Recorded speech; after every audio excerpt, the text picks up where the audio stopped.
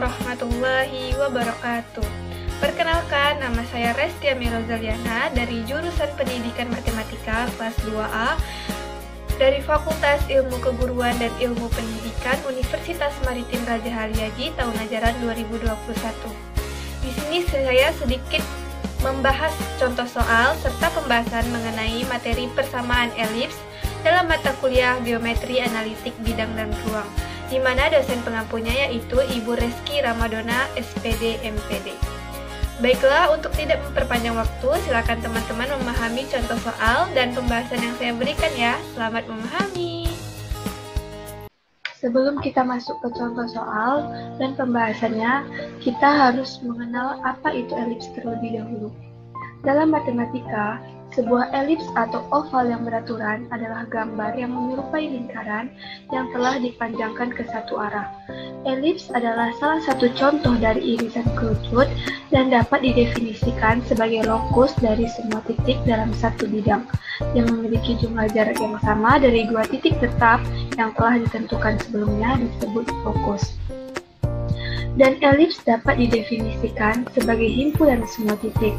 Misalkan titik P, X, Y, di mana jumlah jarak setiap titik terhadap dua titik tertentu yang bukan anggota himpunan tersebut adalah tetap.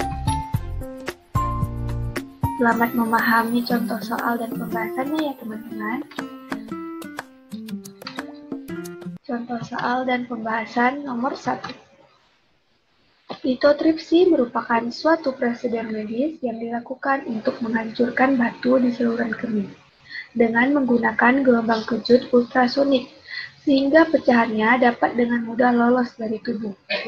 Suatu alat yang disebut lithotripter berbentuk setengah elips 3 dimensi mengaplikasikan sifat-sifat dari titik fokus elips digunakan untuk mengumpulkan gelombang ultrasonik pada satu titik fokus untuk dikirimkan ke batu ginjal yang terletak di titik fokus lainnya.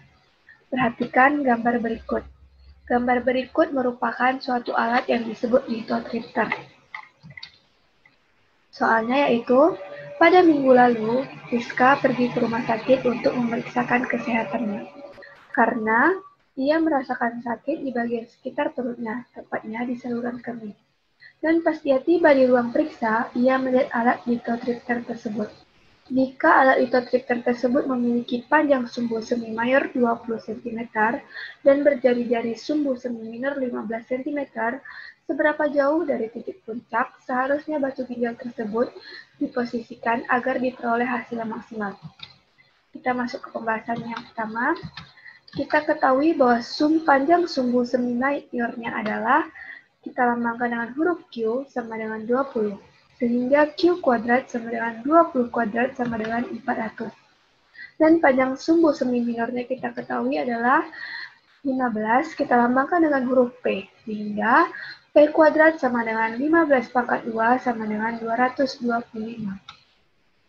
Ditanya, seberapa jauh titik puncak seharusnya batu ginjal tersebut diposisikan agar diperoleh hasil yang maksimal.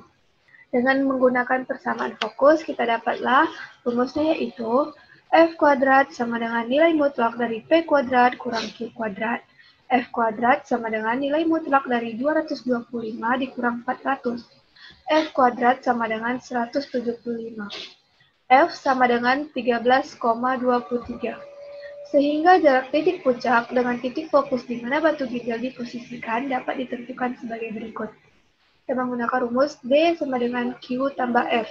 D sama dengan Q, kita ketahui yaitu 20, F-nya 13,23, jadi 20 ditambah 13,23 sama dengan 33,23.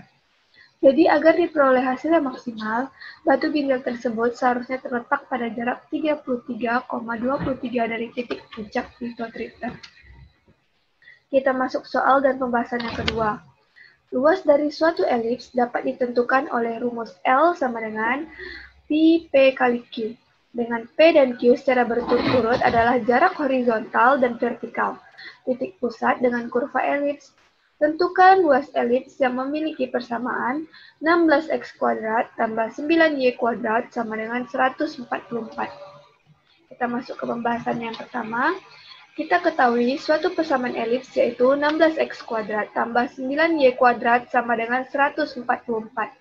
Sehingga kita bagikan 16x kuadrat per 144 tambah 9y kuadrat per 144 sama dengan 144 per 144. Lalu x kuadrat per 9 ditambah y kuadrat per 16 sama dengan 1.